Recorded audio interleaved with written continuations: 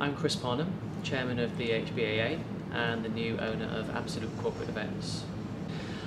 There are a lot of associations in our industry. At last count, someone told me there were 27 that look after events in the related industries.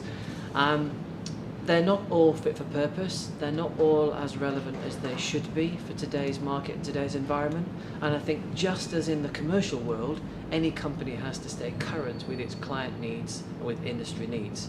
So I would urge every association to look at what its members need today, because it's different to what they needed 5 or 10 years ago, and adapt the association to keep pace. And any association that doesn't do that probably won't survive the next 5 or 10 years. It's extremely difficult for any association to change and to manage that change through. There typically isn't one leader or one board that can implement change, as you have with most companies. The association is a product of its members, so you have to take the members with you, you have to get the members on side, and they've got to help champion the change. That typically means that things move much more slowly in associations, and there has to be a lot more convincing and a lot more selling of change and concepts before you can implement it. You can't just simply drive through change because it feels right in the association world.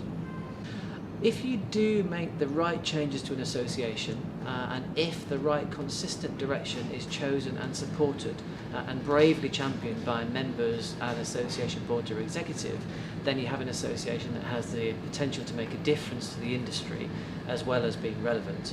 If you don't, then you could just be a club that people feel as though they have to join. But if you do the right thing and make the changes that the industry needs, you become a membership base that people feel as though they need to be part of rather than have to be. In the association world, HBAA is one of the most relevant in our industry. It unites the venues across the industry and the agents that put business in them. So it's unique in that respect, but it has to change just like any other association has to.